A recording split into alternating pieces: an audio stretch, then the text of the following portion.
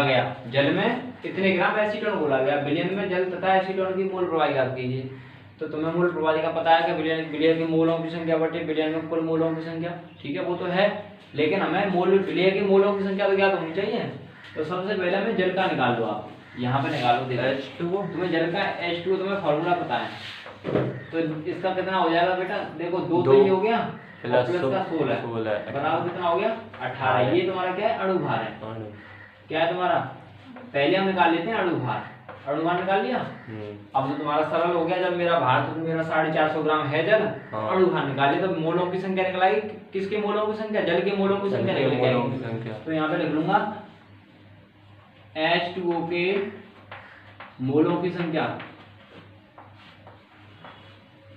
या मोल अंश लिख लो आप, H2O का मोल अंश मोल संख्या लिख लो, मोल संख्या बराबर कितनी आई तुम्हारी, भार कितना है देखो 450 है ग्राम में, और तुम्हारा अणुभार कितना दे रखा है 18 से इसको डिवाइडेशन कर दो आप,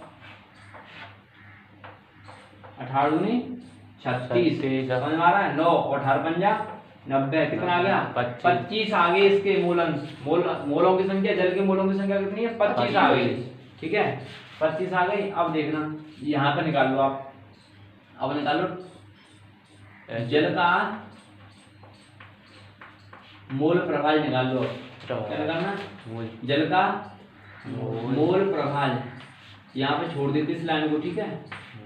क्योंकि जब मैं उसका निकालूंगा टोटल करके यहीं पे निकाल दूंगा फिर जल का, ठीक है, छोड़ दिया मैंने लाइन। उसके बाद आप निकाल लो किसका, एसीटोन, एसीटोन का सूत्र क्या होता है CH3COCH3, इसका देखो कार्बन कितने, एक कार्बन, दो कार्बन, तीन कार्बन, तीन कार्बन हो गए, तो कितना हो गया 12 36 तो ये बन गया, और हाइड्रोजन कितने 6, 36 और 6 42 और 16 कितना हो गया 58 हो गया कि नहीं हो गया 58, यहाँ से निकाल लिया मैंने, ठीक है, सबको ऐड कर दिया मैंने 58 निकला। उसके बाद में यहाँ लिखो आप एसीटोन, क्या लिखना है एसीटोन के मोल, एसीटोन के मोल कितने निकले बताओ, 5.8 ग्राम का भार बटे अणुभार होता है कि नहीं, क्या होता है भार बटे अणुभार, तो भार कितना है 5.8 अपॉन अणुभार 58, ठीक है, इसको मैं निकालूंगा, देखो यहाँ 0 बन जाएगी बराबर में, ये पॉइंट काट दिया, यहाँ पॉइंट रख दिया, ठीक है, तो क्या बन जाएगा 0.1 बन गया, ठीक है, ये क्या मोल निकला है किसके CH3COCH3 एसीटोन के मोल निकल गए, डिवाइडेशन करके 0.1। अब चेक करना, देखो मोलों की संख्या, अब देखो सूत्र क्या होता है यहाँ पर,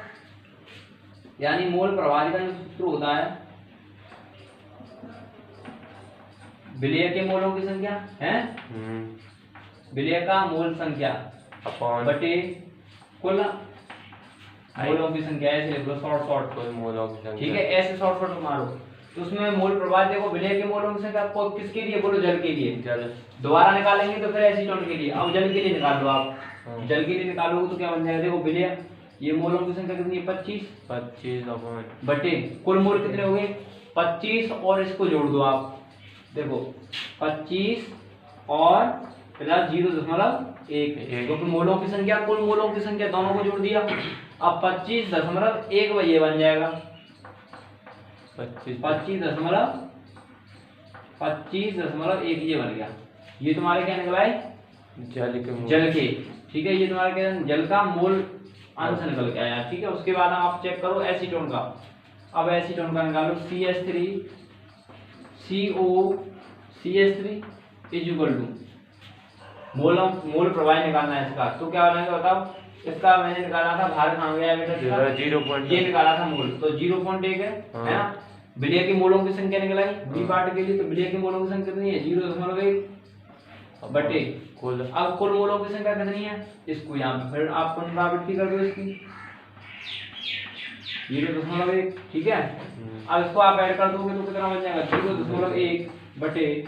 25 प्लस इसको जोड़ दो 25.1, ये बन गया तुम्हारा, बनेगा। अब यहाँ पे तुम्हारा ये अलग अलग आंसर आ गए दोनों के, दोनों के आगे बेटा अलग अलग, तो ये तुम्हारा कुछ ज्यादा कठिन तो नहीं है, नहीं अब देखो सूत्र मैंने कौन कौन से लगाए इसमें, मैंने माना ए पार्ट के लिए, यानी ए पदार्थ कौन सा तुम्हारा, जल है, जल के मोलों की संख्या निकाली तो क्या कौन सा फॉर्मूला लगाया था मैंने, मोलों की संख्या निकालने के लिए भार बटे अणुभार लगाया, क्या लगाया मैंने, भार बटे अणुभार लगाया। इसी से तो मैंने मोलों की संख्या निकाली, फिर उसके बाद ये लगा दिया। ठीक है, समझ में आ रही बात, इस तरीके से हो गया, समझ में आ रहा है, स्क्रीनशॉट ले लीजिए आप। बोलो तो यहाँ से आगे क्या करना है तुम्हें, जो तुम्हें आंसर मिले हैं उनको क्या करना है, अध्याय में करके दो आप। जल में उपस्थित मोल प्रवाही कितने, 25.1 इतना आ गया। उसके बाद एसीटोन में उपस्थित मोल प्रवाही 0.1/25.1 ये आ गया। ठीक है, आप इसको स्क्रीनशॉट लीजिए, आगे वाला क्वेश्चन एक और कराता हूँ सी बेस पर। ठीक है, उसको अपने आप करना। ठीक है, और आपको अच्छा वीडियो लगा हो तो लाइक करना, शेयर करना, सब्सक्राइब भी करना ना भूलें। ठीक है, और बेल आइकन वाली घंटी को भी क्लिक करना, जिससे आपको और नोटिफिकेशन आती रहे कोचिंग के बारे में। समझ में आ रहा है, इसलिए ऑनलाइन भी आया करूँगा, उसके बाद में आप भी जैसे कमेंट बॉक्स में करोगे उस तरीके से मैं आपका स्टार्ट करूँगा। Okay, that's all.